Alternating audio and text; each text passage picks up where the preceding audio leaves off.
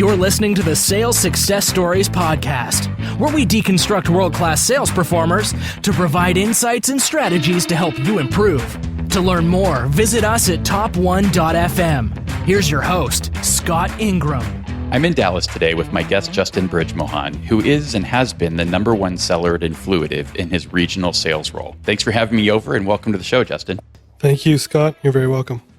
So what we do to start on this show is I've asked Justin to prepare a little bit and kind of talk through the top three things that have really set him apart and allowed him to get to the top. So Justin, why don't we talk through each of those at a high level, but having seen a preview, we're going to be digging in a little bit. So why don't you talk through the three pieces first? All right, let's do it. The first thing I would say that I do differently is I have a very strong focus on being an expert in my domain. Just to give the audience an understanding, Influitive is an advocate marketing software company.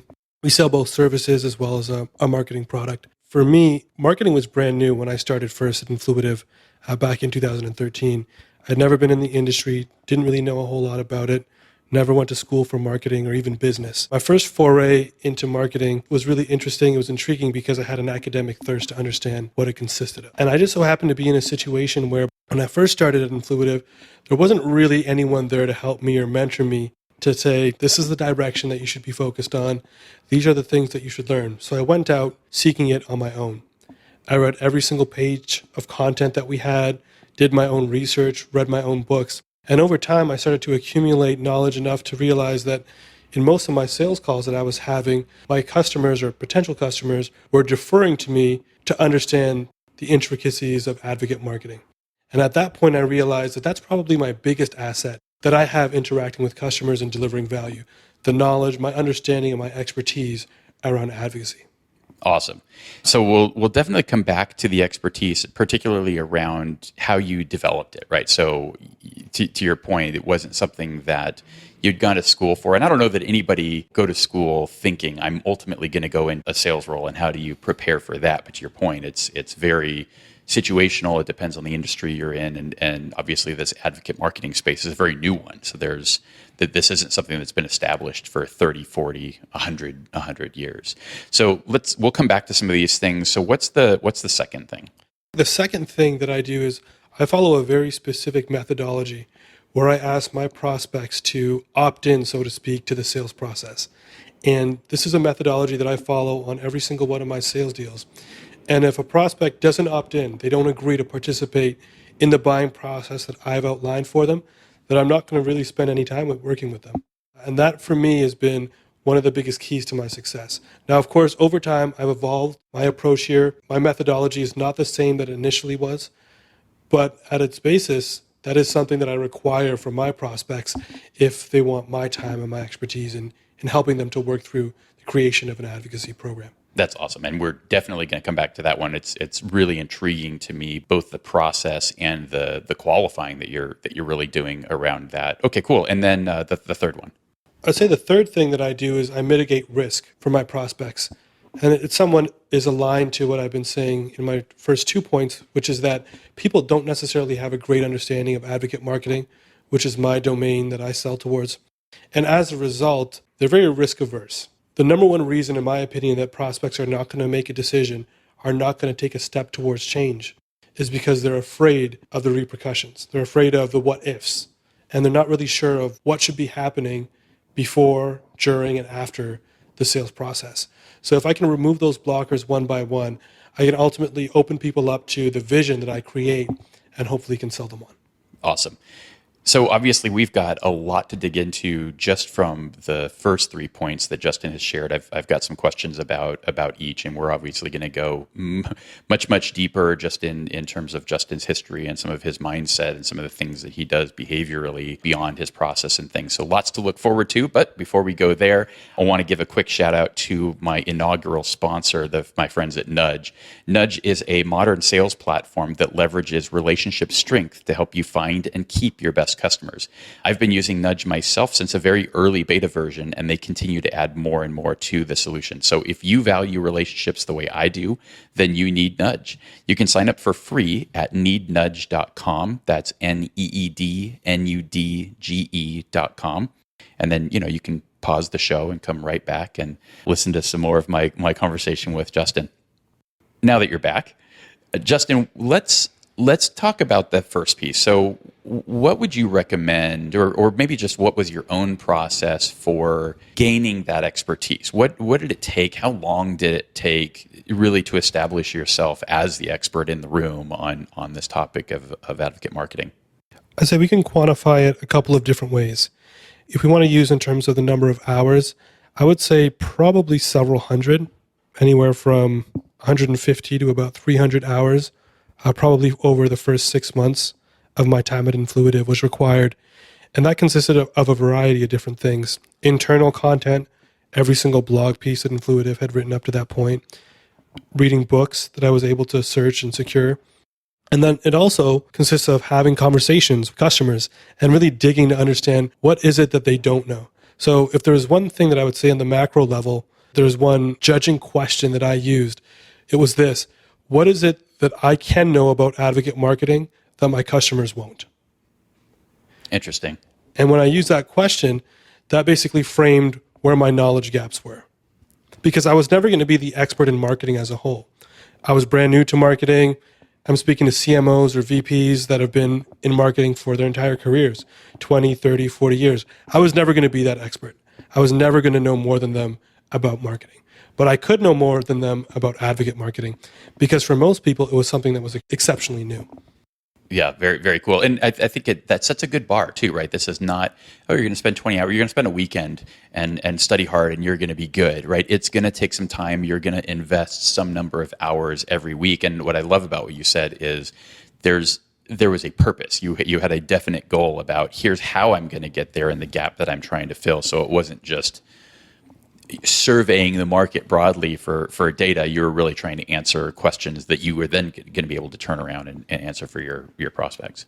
Exactly. And I think one of the important things to understand is that when you have that level of knowledge and understanding and comprehension about your domain, there's a certain confidence that emanates from every conversation that you have as a result.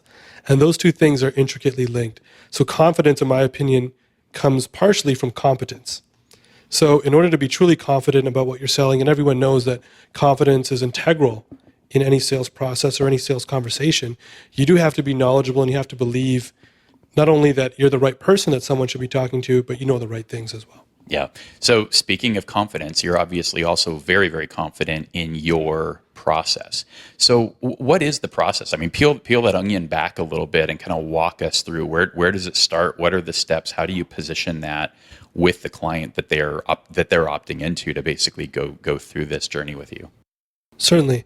I think the number one thing that I focus on in terms of getting people into my process is very simply this. If I work with more people who actually want to work with me, then I'm going to have a higher chance of success.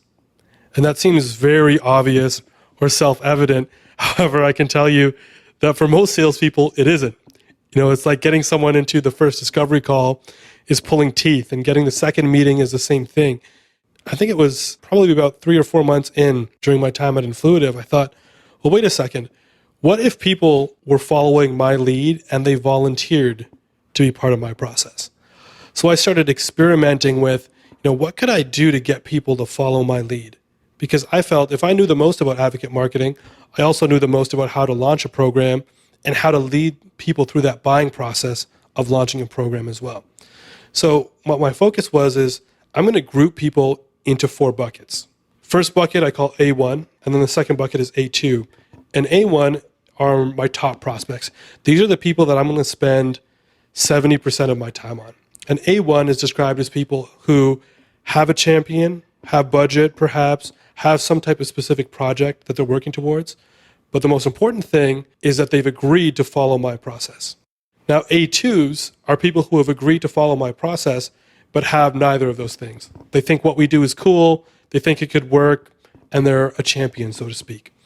B1s and B2s are the bottom thirds and fourths of my buckets. And B1 is someone who has a project, is perhaps interested or has budget, or the executive is interested, but they haven't agreed to follow my process.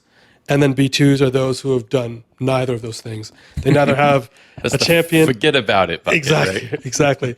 So I would say my time split is about 70, 20, 5, and hopefully 0 should be my goal for the B1s, or sorry, the B2s. Got it. That's probably how I split it up. So how are you articulating the process? What are you explaining to the client that they're opting into? Certainly. I think the most important thing for me is about framing. Because if I frame this conversation the right way, this is a crucial conversation. This should happen on the first call. It does for me. I'm saying essentially something like this. I've worked with 50 or so other organizations to help them launch an initiative like the one that you're looking at. And I've seen certain common denominators that if we do correctly during the planning process will lead to insurmountable success. So I'm going to outline what that process is for you. And I wholeheartedly believe if we follow that process, we're going to align you correctly to gain buy-in from your executives. We're going to create a wonderful ROI and business case. And we're ultimately going to lay the framework for a successful program for today and years to come.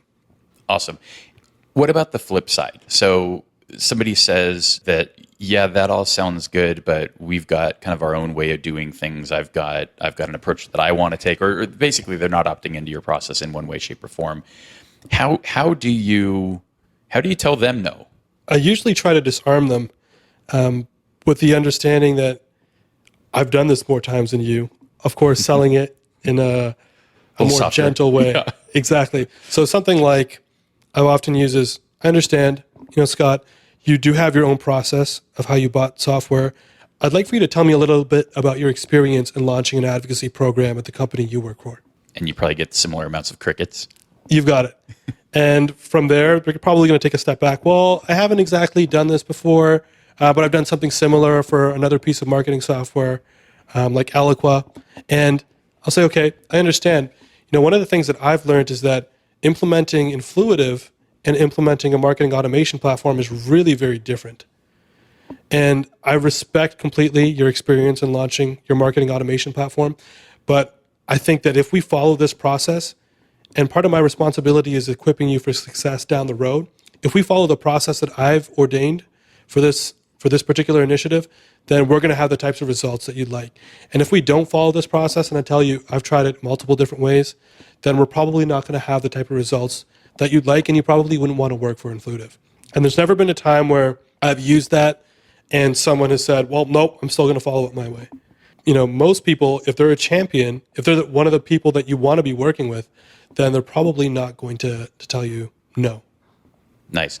How are you incorporating kind of the traditional buying process into that as well, right? So different organizations have different processes in terms of procurement, and especially in our space these days, security, review, and all of those things. How do you incorporate that into that process? I list it as one of the bucket items that we're going to have to check off. And in fact, usually I'll put procurement as one of the last steps, but technical or security sign-off or legal sign-off comes actually much earlier. So I may say something like, one of the things that I've noticed is that since advocacy is something very new to organizations, your legal department is probably going to want to vet this pretty extensively. So in my experience, we should probably be getting started on this process of legal vetting quite early. Yeah, that makes a ton of sense given a conversation I was just having with one of your colleagues last week. Completely. It hangs you up, right? And it's when you've been through the process, this is going to come, this is going to happen, this is going to become our bottleneck, to be able to get in front of it and not be surprised by it and miss your number in a quarter because, oh, shoot, this is going to take another month longer than we thought, right? Exactly. Now, the one determining thing as part of my process, I should probably have prefaced this with this one comment, is that I get people to say, in an optimal world, when would I launch this initiative or project? So that's their date that they've set. So let's say they say it's December 31st. Okay, great. Usually my experience is that the legal paperwork can sometimes take up to 2 months. So with your blessing, I think that's something we could probably get working on concurrently as we check off some of the other items on this list. Perfect. The second that someone has volunteered their ideal time frame, then they've agreed to my process, they've set their own goal, and I use every single thing that I do in that process as working towards the goal that they've set. And are you creating basically a joint project plan with them that you're checking in on? Like how does that manifest itself as you work through your process? I would say that's exactly what it is. I know some people call it success plans or close plans, Close plan, yeah. whatever it is that you use. But this is essentially what I'm doing, except it's something that I do on every single deal from the very first call. And that's the key, because I think that consistency is one of the most powerful things in sales, is that if at the very first call, I've set my objectives, my goals, and I'm saying this is a process that we are going to follow, inherently, if you continue the conversation with me, you're agreeing to follow my process. Awesome. Great stuff. And then lastly, maybe not the most interesting, but something we all have to be thinking about, and obviously you've done a good job of that. In terms of mitigating risk, which do you see the most often, and what are you doing to get ahead of those things? Because I imagine, again, it's consistency and approach. It's part of the process, and just staying ahead of it, not being surprised by it, right? Certainly. I think the first is understanding where that risk or what set of beliefs have triggered that apprehension that people have in moving forward with the project. And this, for me, is a lot to do with psychology. Everybody has a certain set of beliefs that they go into a situation for. Uncovering what those beliefs are then helps me to determine what type of risk mitigation I need to do. So that could be the most basic one, probably, that everyone encounters as a salesperson. What if this doesn't work? I understand that you probably have an apprehension about why this isn't going to work. Tell me about where that comes from.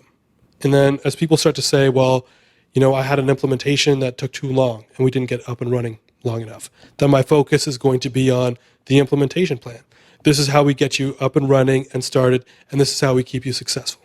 Or it could be, well, I'm worried that a year down the road that the executives may not sponsor this program for another year. Then I may go into, well, this is how we do an executive check-in during that annual process so that we equip you with the metrics and the qualitative data that you need to go in there and speak to your executives in an intelligent way and demonstrate success. So I think it's uncovering what are the belief systems that our prospects have around risk, because another person may be like the complete opposite spectrum. Well, what if we do this and it's such a success that we need to expand the program by 3x? And that's an entirely different circumstance of risk mitigation than the others. Yeah, that's great stuff. Good. So let's start not quite at the beginning. Let's talk about kind of your current role. How did you get into this role? How did you get to the top? And I'm also interested in how is it that we're sitting here in Dallas, because that's not where you started. That's correct. I'm a regional director at Influitive, and I've been in this role now for about 2.5 months since the start of August. And prior to that, I was a regional sales manager, so I received a promotion in August of this year. And I was a regional sales manager from August 2014 up until August of this year. And then prior to that, I was an account executive at Influitive from August 2013 to August 2014. So I've had 2 promotions since I've been at Influitive, from an account executive to a regional sales manager and now to a regional director working with our enterprise customers. Awesome. So talk about what each of those roles kind of entailed, because it's all individual contributor all the way through, right? That's correct. So my first role as an account executive was working with companies that had less than 500 employees, primarily in the B2B software space. Those are the types of prospects that we target. And I reported directly to the VP of sales. Now, of course, part of this has to do with the growth of Influitive as an organization.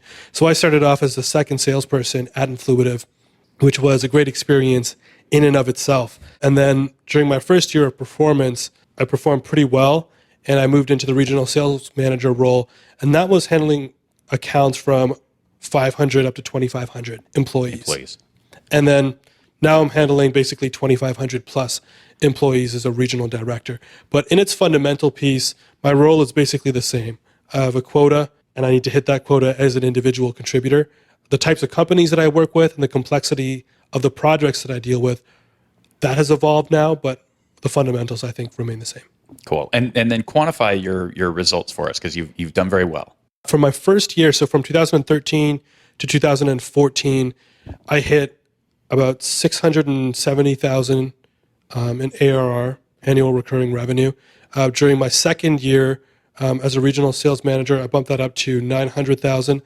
And then my third year as a regional sales manager, it was close to 1.2 or 1.3 million. So a pretty significant increase. Part of that has to do with the growth of Influitive. Part of that has to do with our great marketing team. But I think arguably the most fundamental factor is evolving the processes that I've used A and B testing and ultimately just following that process all the way through to success. Yep. And obviously number one each of those years. Correct. I've been number one each of those years for the past 3 years. Awesome. So what's your origin story? How did this all start? How did you get into sales? So if I was to take it back, way back when, my very first job, so to speak, was selling chocolate bars for a charity. And that was, I think, back when I was 12. But my first formal job in sales was working at Future Shop. Canadian folks will know what that is, but for the Americans, it's the equivalent of Best Buy. So I worked selling home theater systems during my last year of high school. That was my very first formal job in sales. And so I finished school, and my very first official job in sales post-graduation, I was working at a consulting company. And really the only reason I took the job was because it probably had the best paying offer of anything that was out there, if I'm to be 100% transparent. And I thought, well, I'm either going to go back to school now to do my graduate studies into medical school or law school, whatever it happens to be, or I'm going to take the job that's the most well-paid and hope it turns into something. And that's what I did. I think that's how so many of us got here. Yeah. Very, very rarely is it intentional. I mean, at what point did you become intentional that, you know what, I'm serious about this. I'm going to turn this into a real profession? I would say after the first year, I started to realize that a lot of the skill sets that I think I had in my natural aptitude as a human equipped me pretty well to be successful at sales. And I realized, I think it was probably about, after a year, I was having a conversation with who my sales manager was at that time, and he was leaving to go to another organization, and he was telling me about the compensation plan that he was going to be at on the next company. And I was like, I can probably turn this into a good gig, make more than I would as a lawyer or a doctor, perhaps, and that for me was the primary goal. Yeah. So now that it is something that you're really committed to, is there anything that you would have done differently if you were kind of starting out on your own sales path today? I would say so. I think business acumen is probably the one thing that I think salespeople can acquire as early as possible. Mm-hmm. Because regardless of the role that you're in, whether you're a business development representative making cold calls or you're an enterprise executive, calling on Fortune 500 companies, business acumen is something that can help you in every single one of these situations across any industry that you're in, regardless of the type of sales that you're doing. Now, I didn't go to school for business, and that's part of the reason why I'm doing my MBA right now, is to help supplement some of those business knowledge and things that I felt like could be pretty instrumental in my success. But I would say acquiring just general business knowledge, finance, accounting, how basic things work, strategic planning, marketing. These things, these fundamental concepts, I think are helpful in just about any sales scenario. And that's one thing I wish I would have acquired earlier on. Yeah, totally agree. And it helps you connect all the dots, right? How does this company function? What's the ROI case study, right? It's really hard to come up with that if you don't understand how the business works. Exactly. Yeah, great.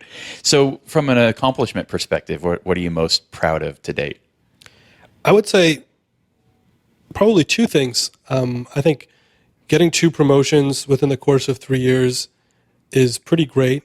I think that's probably something that I'm quite proud of, particularly that I think I'm ahead of the curve in relation to where most people would have been, however many years I am currently into my sales role. But probably the thing that I'm most proud of is my year-to-year growth in income, which is since 2013 has been anywhere from 30 to 45% growth year over year. And I think that it's not just about the number, the raw number, of course, the commission checks help, of course, but it's also about what that's reflective of. It's reflective, in my opinion, of my knowledge about advocacy, but it's also reflective of my growth as a salesperson, as a human being, as a business person, as a potential entrepreneur.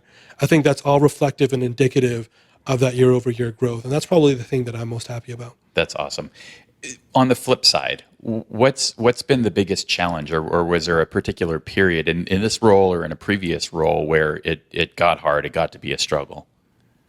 I would say my first 6 months at Influitive were quite difficult. As I mentioned, we didn't have a vice president of sales. I reported directly to the CEO, didn't get a whole lot of face time with him, of course, being a very busy person. I didn't have, someone there that was able to mentor me 24/7 or even for, let's say, 10% of the time. So I basically got thrown into a situation where didn't really have a whole lot of leads, didn't have a whole lot of direction, didn't have a whole lot of content. And I struggled for my first 4 to 6 months at Influitive, really finding my footing, understanding how I should sell this process, how I could sell Influitive as a company. And that for me was probably the most difficult time to endure. And how did you break through that? What was the impetus that really got you through the challenging period? I think it was predicated on my belief that if I put in enough hours of work and I acquired enough knowledge, that ultimately there was success at the end of the road. And I think it seems really simple, but I think our belief systems really influence the way that we view these types of situations. And I think in any profession, belief systems may not be as important, but in sales, I'm telling you, when you're enduring something that's really difficult, a tough quarter or a tough year even, having that belief that with enough work, with enough effort, with enough improvement, there is a light at the end of the tunnel is something that's really instrumental, I think, if you're going to get into sales. Yeah, absolutely. So how did people play a part in that or continue to play a part in that? So whether that was new sales leadership that came on or the way that you worked with your peers, or maybe you had other mentors, like how did you leverage that to continue to elevate your game? I think every meeting that I went into, whether it was with product or marketing or business development or really anyone, executives at the organization, I was going into it with a mindset of what can I learn from this person? And so I would say that the entire executive team at the time, as well as just about everybody, played a role because we were a small company at that time, maybe of 30 people. So I got to listen to everyone's perspective, whether it was Jim, who's our VP of marketing. I learned a whole lot from him, the way that he handled and managed his team, but also with the way that he ran the marketing organization. And so I would sit down and have conversations with him if we were at a conference, as an example, and just get his perspective on marketing in general. And those were certain tidbits that I would start to infuse into my process as a salesperson. In my first 6 months, I also spent a whole lot of time listening to Mark Organ, who's our CEO, on sales calls himself. Not necessarily so much for the tactical aspect of how to execute a sales cycle or a sales process, but more so for his vision. So I started to take certain parts of his vision and then append them into the way that I would sell. Emmanuelle, who was my first VP of sales at Influitive, her enthusiasm, her fervor overall for advocacy was something that I started to infuse and inject into my sales process. So I think it's the amalgamation of so many different people where I just pull certain different things that they all exemplify very well and then infuse them into my process into very specific ways. Nice. And having worked with Jim Williams, he's a pretty good sales guy for a marketer. He is, definitely. So I asked before, I'm still curious about how you got to Dallas from Toronto. That's a great question. It was a combination of circumstance, opportunity, and ultimately on vision on my part of wanting to be somewhere different, I think. That certainly played a role. But from the strategic standpoint, Influitive has 3 different levels in the sales team, or 3 different progressions that you can take once you're a salesperson. So there's an account executive, and then a regional sales manager, and then a regional director. Now, I was responsible for the Texas area as a regional sales manager, but we didn't have a regional director yet at that point who was going to be working in Texas. So I looked at that and I said, well, I've been performing pretty well for the past 2 years as a regional sales manager. We haven't hired anyone yet to be a regional director in Texas. I'm in Texas probably about a week out of every month, just as is. And I don't necessarily like the cold weather back in Toronto, which is where I'm from, although I love the city. We'll fix the cold weather in Texas. And as a result, I said, this is the perfect opportunity here for me to make a move, grow, experience a new city, a new culture, a new environment, and then also progress into that role almost as a blocker, so to speak. So I made the move before I was even promoted to the regional director role, with the assumption that I would eventually be able to progress into that role. And I moved here at the end of May, so end of May 2016, and by August I was promoted into that role. So it made sense and happened to work out as a calculated risk on my part. Nice.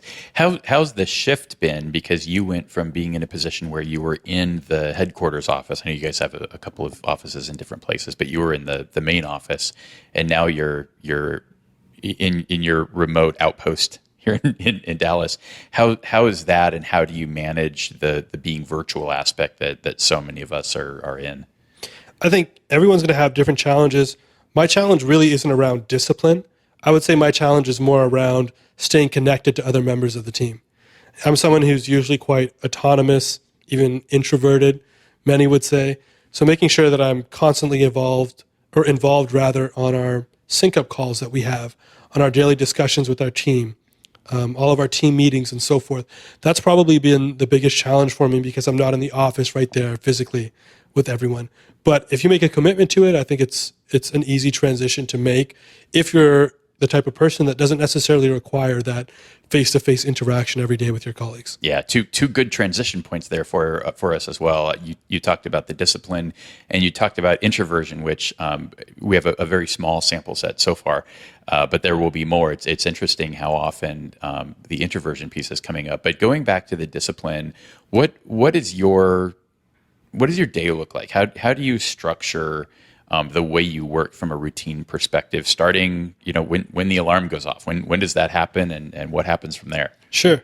When the alarm goes off, it depends. Right now I'm working on some East Coast accounts, so that can be anywhere from 6 to 7. Probably closer to 7 for the one reason that I don't have a commute. So that's 1 hour of productivity that I've gotten back, both in the morning and the afternoon. But I would say probably around 6:30 if we gave it an average. When that happens, I'm going to probably be groggy for about 15 minutes, but I get right into my morning routine. And I've taken this right from one of the people that I look up to the most, Tony Robbins, which is the hour of power or 15 minutes of fulfillment. So I'm going to be throwing on my clothes and I'm going out for a 15-minute walk. During the first 5 minutes of that walk, I'm just doing some deep breathing, getting my body awake, acclimated to what's going to happen for the first part of the day. During the second 5 minutes, what I'm doing there is focusing on gratitude. What are some of the things that I'm thankful for in my life? And it could be something as simple as the opportunity to wake up another day, the food that I have in my fridge, but then I change it into the deal that I'm about to close. And I start envisioning what I'm going to do in my sales career that's going to bring me success. The house that I'm going to have a year from now. And I'm very thankful for it even before I receive it. And then from there, I go into 5 minutes of incantations, as Tony Robbins calls it. So an incantation could be, every day in every way, I'm getting stronger and stronger. And I repeat these for 5 minutes, and then I probably finish up with about another 5 to 10 minutes of walking, and I'm back to my place. I'm ready to get started and working on the day. Awesome. And then throughout the day, are there particular routines or rituals that you're doing, or particular ways that you structure the day, maybe to take advantage of energy levels or what have you? Certainly. I would say my goal is to make it up to lunch without really any distractions or interruptions whatsoever. So during that first part of the day, I'm really focused on getting work done, getting things out of the way. And I try to schedule, as a result, all of my meetings for the afternoon. Because I think when you have meetings, naturally things become a bit disjointed. One goes over, one starts early, whatever it happens to be. So my first part of the day is when I'm trying to get out my proposals, my ROI business cases that I'm working on, responding to emails as an example. Get those things out of the way. And then in the afternoon, I'm going to do my meetings. Now, if I don't have any meetings, what I like to do is spend 50 minutes every hour completely focused.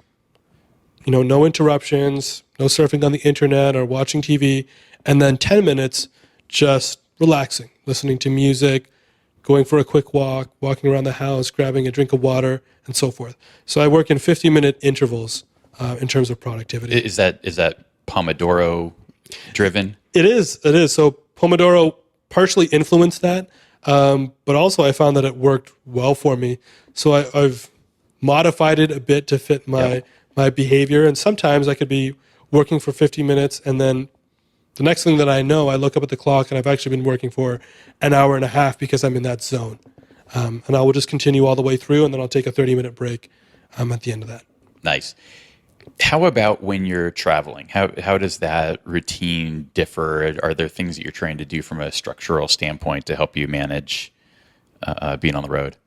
Sure. I think there is some alteration that has to happen, but I try to keep things as stable as possible. So when I'm on the road, definitely still going to do my 15-minute walk in the morning. That's non-negotiable for me. So if there's one thing that I don't want to change, it's certainly that. Now, the other things more or less change, I would say, pretty significantly. The meetings are usually all over the place, driving from one end to the other. So I would say there are certain things that I alter in my day. One is that I only check emails at the start of the day and at the end of the day. Any internal messages from folks from my team, I'm only checking at the start of the day or at the end of the day. And then the middle part of the day is there for meetings or executing on business cases and so forth. So that's the only difference that I make because things are a bit more frantic when I'm on the road. Yeah. So that's interesting because a lot of people in the sales role have sort of pushed back on the I can't do email only twice a day because people expect me to be Johnny on the spot and always available. So what's kind of your mindset around I only do email twice a day? I would say probably two things. If it's prospects that we're talking about or customers that you're working with, probably the most important thing that you can do is the very first interaction you have with them, probably set some type of expectation around when you will be responding to things that they do. Or you can set your out of vacation or out of office, so to speak, response and just say, we'll be responding to emails at 9 a.m. and 5 p.m. Eastern time. So I think it's just the expectation that this is what is going to happen, and then people aren't surprised by it. If you're going away and you know that you have an enterprise customer that is always calling on you or emailing you probably twice every day, then you need to tell that person that you're going to be away and you're going to get back to them at those points in the day. But I think the second thing, and probably in my opinion the most important, is let people know that you are going to be meeting their needs, but it's just going to be at different intervals during the course of the day. I think that's probably the most important thing. Yeah. Are there particular apps or tools that you use either to support that process or just in general throughout the day that are kind of key to your process? Sure. I have a MacBook, and probably the thing that I use the most is reminders. Funny as that sounds, of course, everyone uses Salesforce or whatever CRM system that they use. I'm not going to say that I couldn't live without Salesforce, because I think I probably could. I think managing opportunities in a Word document, although not ideal, is probably not the end of the world. I probably have to say I'm a minimalist when it comes to tools or applications that I use. My notebook and my reminders are probably the two things that I use the most. Very zen, very zen. So email twice a day, don't use any other apps. What is we talked about kind of building up the expertise in the beginning, but what does your ongoing information diet look like? For me, I try to merge business and my personal interests as much as possible, because I think when you do that, then you can find yourself doing things that increase productivity quite substantially. So as an example, I have no games on my cell phone. So if I'm, waiting at Starbucks for a meeting to start, or it's the morning and I'm just waking up and I'm on my phone, I'm probably going to end up reading Forbes or Harvard Business Review or something that I think brings some type of knowledge to me instead of playing games, as an example, or watching funny videos. I think there is a time to decompress and do those things, but I try to maintain myself in a very knowledge-thirsty state as much as possible. So that's my ongoing, 5 or 10 minutes every single day, just reading any relevant business article or book. The other thing that I do is I try to complete a book every single month, whatever that book happens to be. It can change from month to month in terms of topic, but it should be focused on, for me anyways, business, personal development. Those are usually the topics that I focus on. So just to summarize, a book every month, and then other than that, I spend, I would say, 10 to 15 minutes every day with little snippets of knowledge. Now, anytime that my content team at Influitive or marketing releases a new ebook or new blog post, I'm reading that every single day, and I'm taking notes on it and so forth. Nice. And so that daily kind of short period, what I heard there was mostly like mainstream business news kind of oriented stuff. So Forbes, Harvard Business Review, anything else that is kind of must read in that time period? Business Insider. Those are probably the three that I use the most. And it's not just about, Netflix stocks soared by 20%. It's more often than Or not. not. Yeah, or not. It's often the more, I would say, intellectually stimulating things. 10 ways that you can be a genuine person. Those are the types of articles that I'm really focusing on. The psychology that perhaps often goes overlooked in sales. Yeah, good stuff. Of the last year of books, so one would assume you've read about 12. Is there one that was the most impactful or just the most fun? Which one was the favorite out of that read? I would probably say Getting More by Stuart Diamond. So it's a book about negotiation. I know the oft-mentioned book is Getting to Yes. Yeah. And it's not actually... Getting More is the Bible of one of my friends. He reads Really? it almost annually. Yeah. So I think... Every time I call him, like, there's some type of, you have to go read this.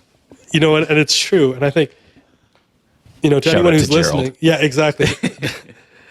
Did you say Gerald? Yeah. All right. Well, Gerald knows his stuff because I'm telling you, anyone who picks up Getting More will immediately save $1,000 in the preceding 12 months of buying that book. Whether it's negotiating with your cable company or your cell phone company or a rate at a hotel, whatever it happens to be, you will save money if you get that book. Yeah. Among other things, it is a really great read, although it takes a little bit to get through. So let's talk about your style a little bit. How would you describe your style? I would say I'm very laid back. I think that comes partially because I have a confidence in the process that I've outlined. I'm very inquisitive. Certainly, as I mentioned, I'm introverted. So I'm always seeking to understand what my prospect may be thinking, what they may be feeling, what type of situation or circumstances they're in that's going to impact the conversation that we're about to have. So I would say my style overall is laid back.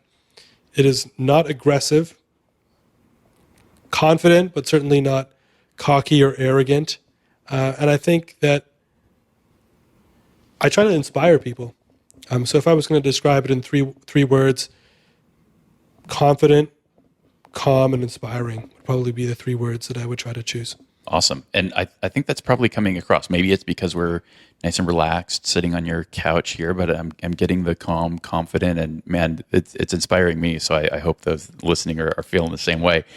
Is there, you've maybe articulated this, but maybe there were some formulative elements. I mean, do you subscribe to a particular sales philosophy? I would say that the challenger sale methodology probably has the biggest impact or influence on my mechanism of selling. And that's because I think it makes sense. I think that naturally salespeople should be teachers. And anytime that we're educating people, we're delivering them value. And I have this belief, I've talked a lot about beliefs, but one of my beliefs is that value is the driver of every human interaction, or the lack thereof. In other words, every time that we deliver value in an interaction, whether it's ordering food at a restaurant or with a prospect, we can move that interaction forward. Every time there's an absence of value in that interaction, then the movement halts. In other words, or to put it into sales terms, the sales cycle stalls. Mm-hmm. And so I think that too often as salespeople, myself included, I'm someone who's done this before as well, we don't deliver a whole lot of value in every interaction. So when we do that, people stop returning our calls. They're no longer interested. They're no longer motivated to interact with us or to take that process through to the next level. So with that belief in mind, my focus is very heavily on how do I tell someone something new that they didn't know before? Because every single time that I do that, someone's interested in continuing the conversation. If you ever had that friend who you say, I really like this guy, but I don't necessarily like talking to him. As an example, and this is a completely impromptu. Yeah, no names here. Yeah, exactly. As an example, a conversation may go something like this. Hey, how's it going? Good. How are you? What'd you do this weekend?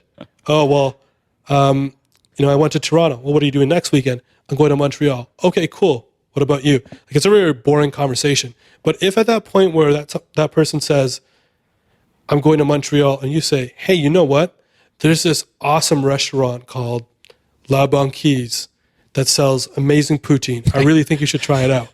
I love that you just worked in poutine into this. This is fantastic. I'm trying. I love poutine. And if you say that to that person, you've actually delivered value, and the entire interaction changes. It's no longer that mundane back and forth. What do you do? Good. How are you?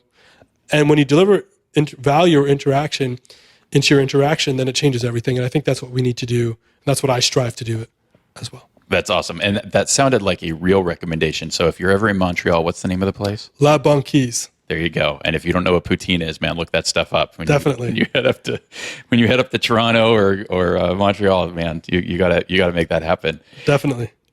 So what obviously you've got a really high level of discipline, a good amount of structure. What motivates that, or how do you motivate yourself? That's a great question. I'd say there's probably three things that motivate me. The first is a desire to help people. And that's true about me as a person, not as a salesperson. And, as an aside, I think that's one of the things that I've learned probably is most influential in my growth as a salesperson, is that the moment that you try to be a different person in your sales life than in your personal life, it's no longer congruent, and that's going to come across in the wrong way, whether it's in results, whether it's in your conversations you have with your customers or prospects. So I try to merge those two as much as possible. And for me, the biggest thing that motivates me is the opportunity to help people. So when I go out there to sell Influitive or sell my product, I'm thinking, how can this product impact people's lives, get them promotions or better job opportunities, make them happy, make their bosses happy, make their work life easier? And that is a huge motivation for me. The second thing that motivates me is continual evolution and growth as a person. If I can change, 1% of my approach every day and improve, then that has a monumental impact, not only who I am as a salesperson, but who I am as a person. And I always look to make that distinction as well. And the third thing that motivates me is, I think it would probably motivate many salespeople, is the financial aspect. I think having money, but also attributing it to a specific goal, whether it's family security, or it's the new car that you want, or the new house that you're saving for, or it's a particular savings goal, or you'd like your parents to retire. Having a specific obtainable goal, aside from just having X number of dollars, I think is something that's important, and it's definitely motivational to me. Awesome. Is there something that you believe that the average sales rep would think is crazy? Yes. I definitely think that there would. I believe that digging for pain is not a necessary part of the sales process. Tell me more. In my opinion, only... Notice how he's digging there? Yeah, exactly. Only 40 to 50% of people are motivated by the aversion of pain. So in other words, if you step into a room of 10 people, 5 people will move away from pain. So for 5 people, that process of spin selling, so to speak, and really getting to their needs and their pain and uncovering it, that's going to work. But for 50% of the people that you encounter, they're actually motivated by moving towards something that's better. And that isn't necessarily exemplified by digging for pain, but by creating a very compelling vision of the future. So I think that in 50% of our sales calls, that digging for pain is pointless, almost useless, actually. And it's not something that's going to motivate people or really deliver any value for them whatsoever. And that makes even more sense in your space, where it's not like their advocate marketing program is broken. It's much more likely they don't have one. It's true. But you know what? Even people on my own sales team will disagree with me on this. And they'd say, well, they don't have an advocate marketing program, but let's say that they're missing specific goals on their marketing team, or their marketing goals that they want to obtain. That is a pain. And you know what? In many circumstances, I'd say it's true, but that's my core belief, is that digging for pain is not a necessary part of every single sales process. So besides the pain piece, is there something that you think other sales reps believe, those who are average or subpar, that you think is crazy? I would say always be closing. That oft mentioned mantra from, I think it's Glenn Ross or That's something it. like that, that we should ABC, always be closing. I think it's really nonsensical at its core for a variety of different reasons. But one of them is that no one wants to be closed. No one ever wants to be closed. I bought a car after my move. I never wanted to be closed on the car. I never wanted someone to get me to say yes 3 times in a row and then trial close me. It's ludicrous because that's not how we function as human beings. So that's part of where my process comes into play. I believe that if you set out a process for someone and the vision is compelling enough or the pain is great enough that they're moving away from it, that all you need to do is guide someone through the process. I don't remember the last time that I used a trial close, so to speak, because closing should be the natural result of the relationship and the process you've established, in my opinion. That causes the least amount of friction, and it also causes the least amount of inner turmoil for me as a salesperson.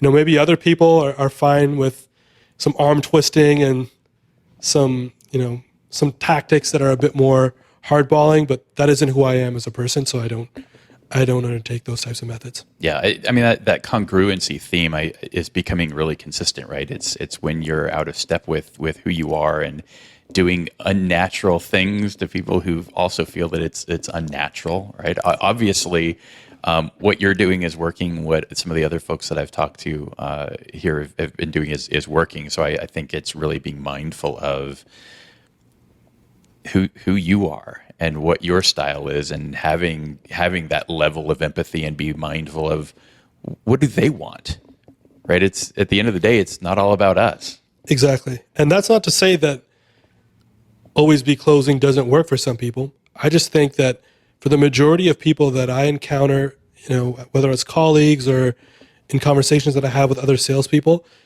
it's probably not who they are as individuals. There's one to think about. So, Justin, what have been the most important decisions you've made or lessons you've had to learn to get where you are today? I don't imagine all of this came real easy.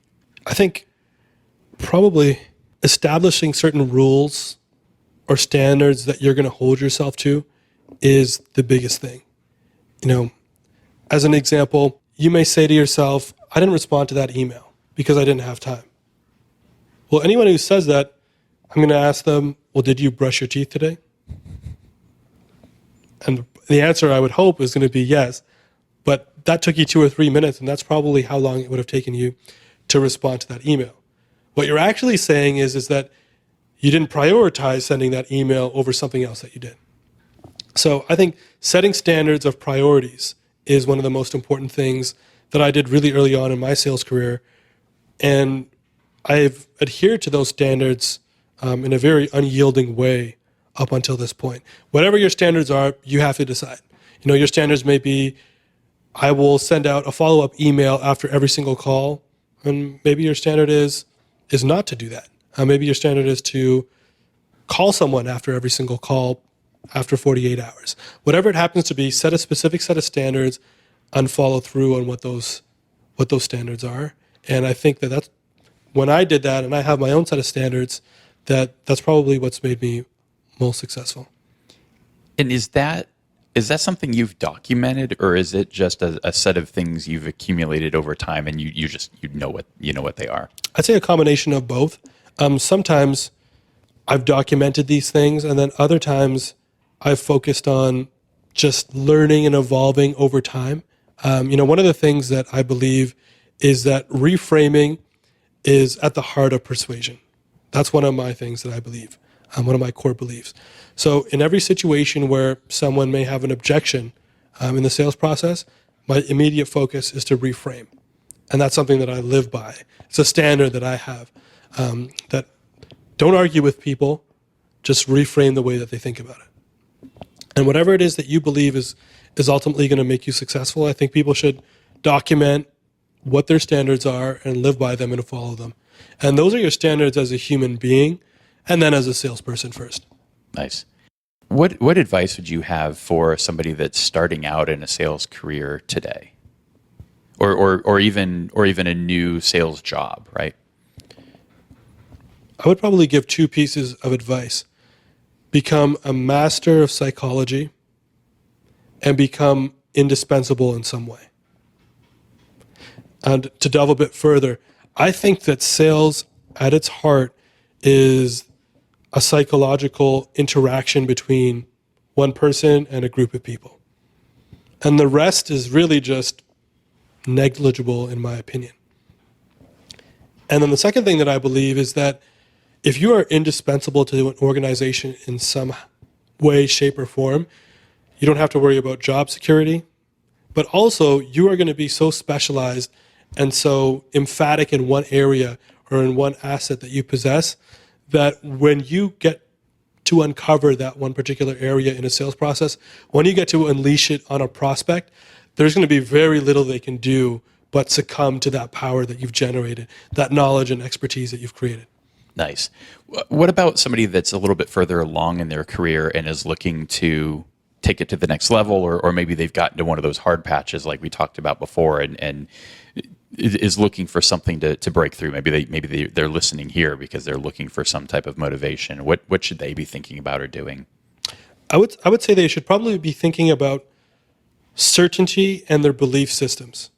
So what I mean by that is that, let's say you're 5 years into your career, you hit your quota 4 years in a row, but this year has been really rough.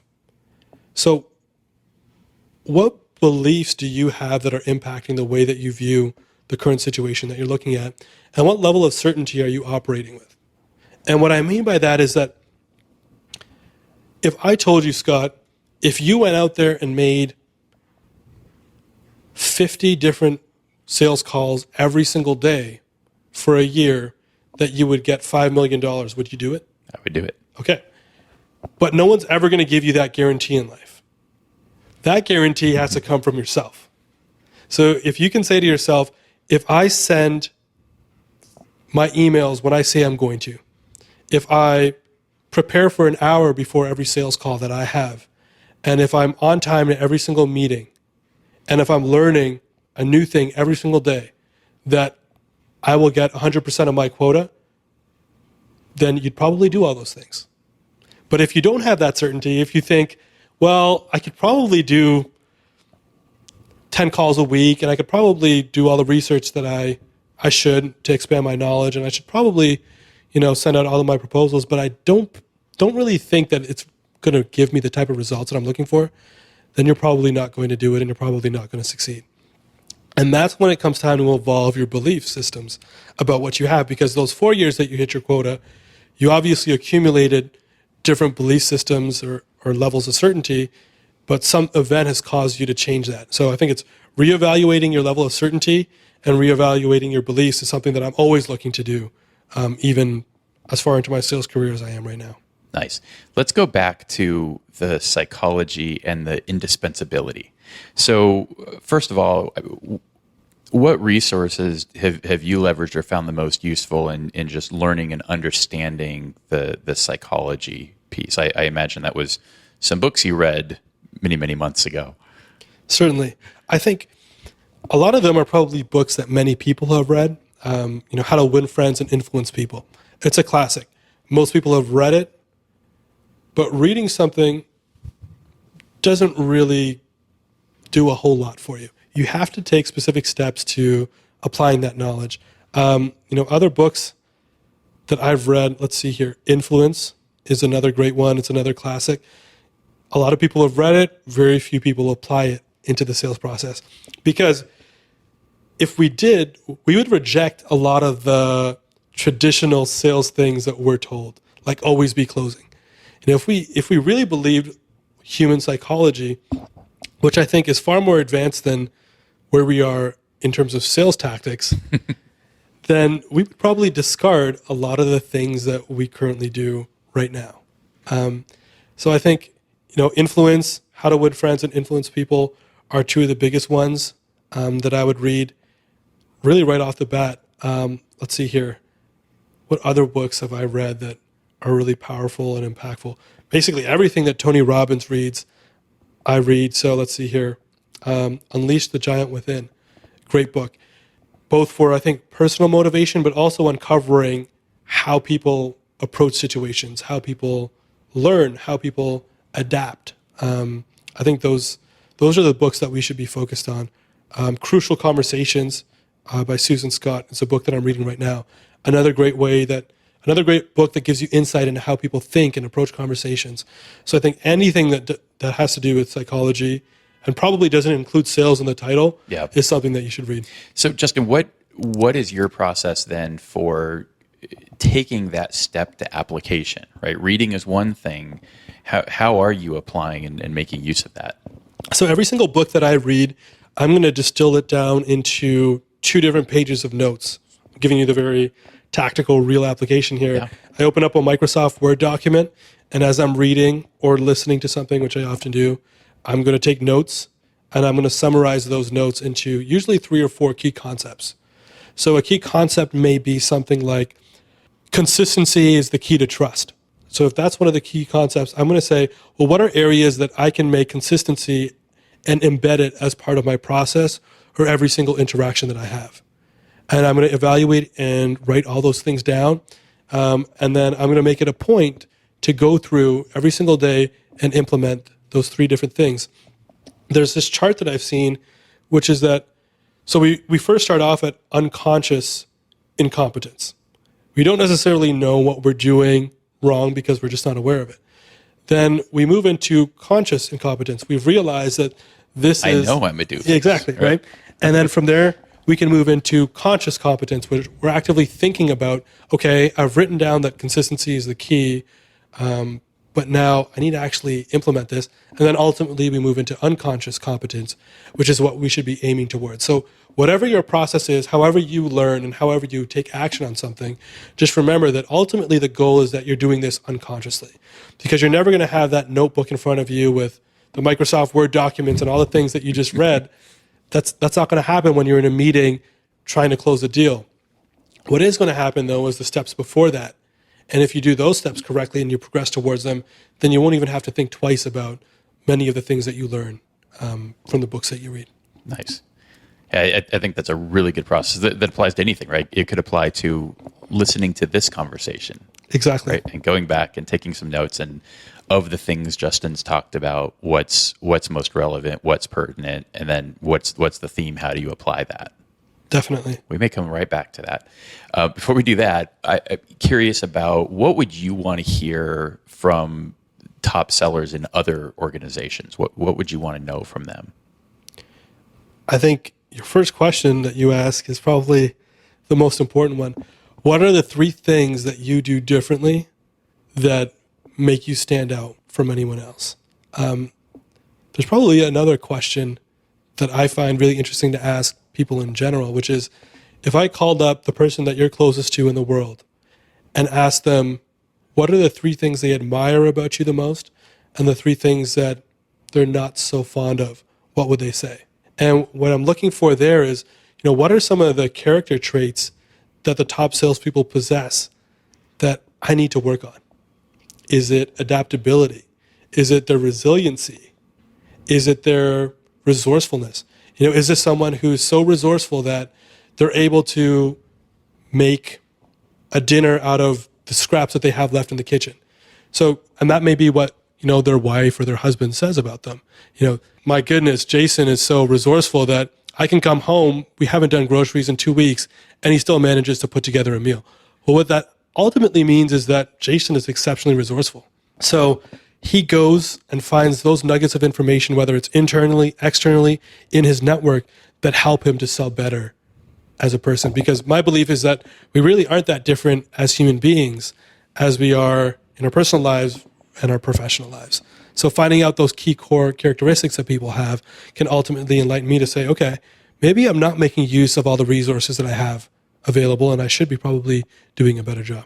That's interesting. And I hope you recognize this as totally a trap. Completely. Because I'm going to ask you, what are those 3 things on either side for you? What would the people closest to you say? I would say that people would call me dependable. I think dependability is created as a result of consistency. People know that I'm going to be there. They know I'm going to perform the things that I need to, whether it's remembering to throw out the trash, picking up groceries, paying the bills, or if it's hitting my forecasted number. There's that sense of dependability that I strive to bring in every relationship that I have, whether it's with customers or in my personal life or with my colleagues. I'd probably say that the second thing is my resiliency. Regardless of what happens, I find a way to endure it and make it through to the other side.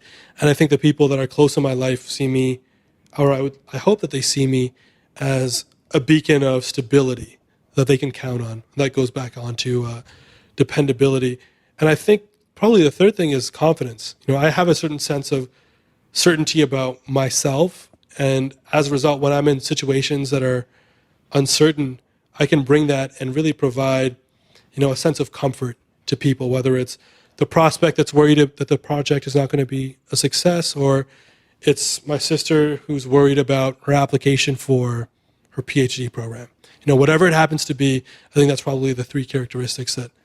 And it's a cool level of confidence because it's very calm and understated, but strong and not. I think you mentioned it earlier, the just super arrogant in your face. Confidence can be taken too far. Exactly. Right? No, definitely. And I think that it's important not to cross the line into arrogance. Yeah. So what about the flip side? So what are the three things they're going to say about you that are gaps or perceived challenges maybe? My rigidness. I think, at the same time, while I do have a process, a big hole there could be I haven't evolved my process enough because I've fallen in love with it. Those folks are all in the B1 bucket. You got it. You've got it. I'm not doing that. So I think definitely my rigidness is certainly one aspect of it. I would say a second aspect is that people often think that I'm very serious, perhaps maybe too serious. I don't do, this could manifest itself as... This guy doesn't even play games on his phone. Yeah, exactly. This could manifest itself as, in a sales conversation, it could be, I don't break the ice well enough. Although I feel that I do, but other people may think in a larger sample size that I'm not as friendly as I actually could be, or I actually am with prospects. Or on the personal side, I'm not speaking to everyone at the party. I choose a few people that I really like, and I stick with them. So some people can see that as being perhaps closed off or perhaps too serious in certain situations. Or it could just be the introvert. Or it could just be the introvert. Itself. Yeah, exactly. And I think if I was to choose a third thing...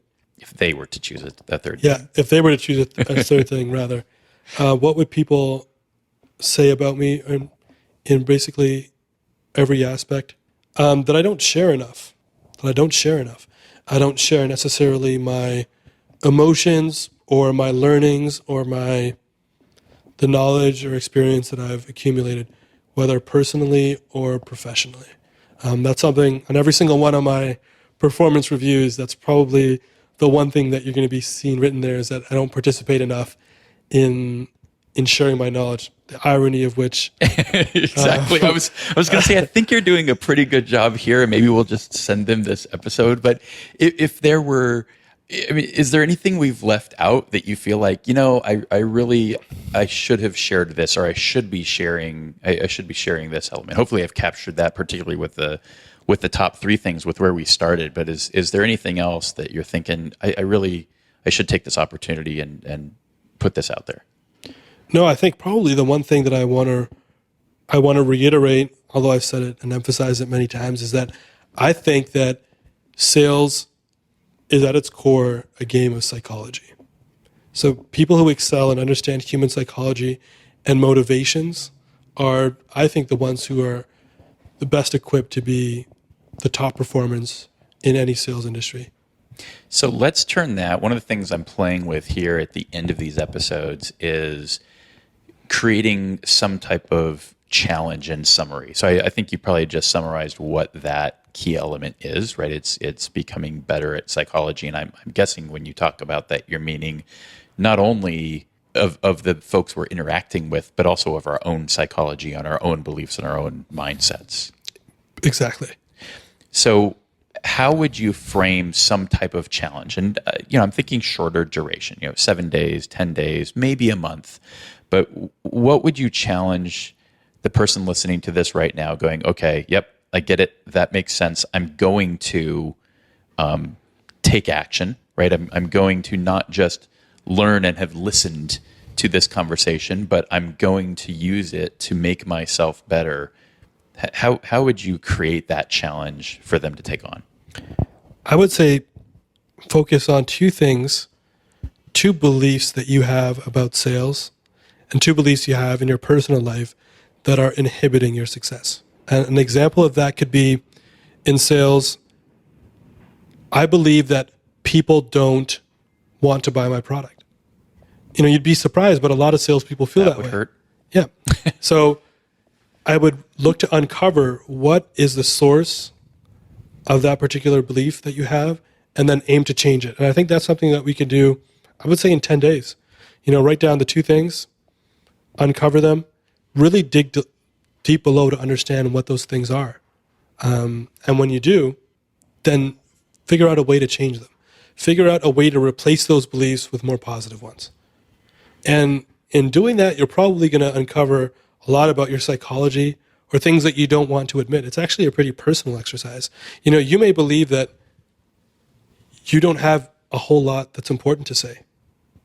And that could be formulated in your psychology as a person, not as a salesperson, but it could certainly manifest itself in that way. So when you're picking up that phone to make that cold call, or you're picking up that phone to call on that executive and ask them if they want to take a meeting because your champion thinks they should, do you have an underlying belief that you don't have something important to say to an executive? That your time isn't as worthy as their time? Because if you do, then that's something that you ought to change. That's an interesting exercise. And I would encourage you to put some type of time constraint around that, right? So I don't think it needs to be very much. If you spent 10 minutes a day or 15 minutes a day, put it in the calendar, go through that exercise. So call it 10 days, right? 2 weeks. Yep. Right? So every business day, 10, 15 minutes a day, put that in there. Start by identifying what are those limiting beliefs, and then start acting on them. And I think just through that daily exercise and being more aware of them, right, is going to give you that opportunity to start working through any other resources they should bring into that, or maybe partners in that challenge to help them think through, talk through. And any thoughts on that? I think the person that understands you the best, whether that's your parent, your significant other, a friend, a colleague, because they're going to be able to give you insight into, now that you mention it, this is probably the belief system that you have that a lot of people don't. This is the belief system that has caused trouble in our relationship, whether it's a significant other or it's a colleague or a friend. They're going to be able to uncover and give insight into what those things are. Nice. So one other thing that might be interesting to bring back into that is the question you suggested of what would people say about you? Sometimes it's a really interesting exercise to go ask them. Go find 3 friends or 5 friends who know you really well and ask them, what are the 3 most positive attributes that I bring to the table? Because I think you can bring a lot of positivity around that and help understand better who you are from that perception. And on the flip side, what are the 3 things that I don't always do so well that you see as limiting my abilities, my future and opportunities? Exactly. And understand that when you get those responses, probably from people in your personal life, that when you go into the office and you're banging out sales calls, or you're sending out proposals or sending out emails, you have the core of what those responses are embedded into the DNA of your interactions. And what a great congruency test, right? To talk to a couple of personal friends and get that feedback, and then talk to a couple of professional friends. And do those things match up, or are they really different? And do we have other things that you may want to start working on yourself and growing? Exactly.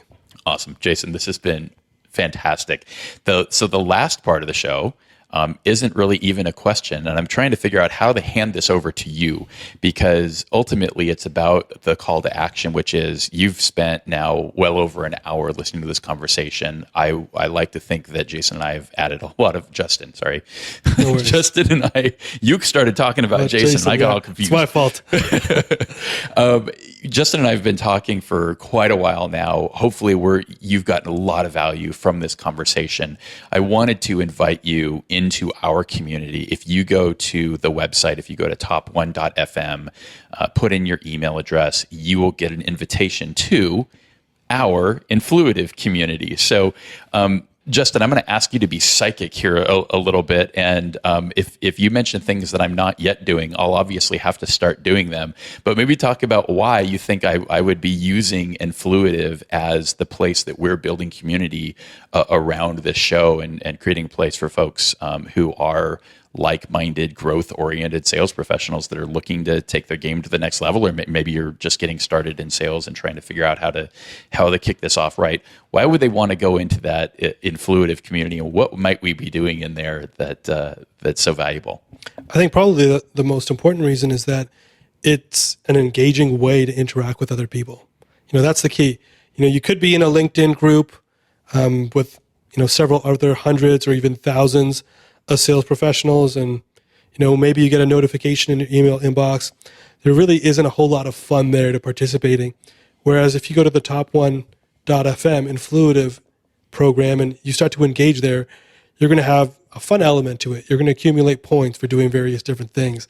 But most importantly, you're going to be able to network with the people that you want to be connected to, the people that you want to be learning with and learning among at the same time within that fun environment. And I think that's probably what's going to make it the most unique, engaging thing. It's going to be a place that you want to go back to. Awesome. I didn't prep Justin. Gosh darn it, I'm totally off. I didn't prep Justin for that question. So obviously you are the expert in this space. I really appreciate that.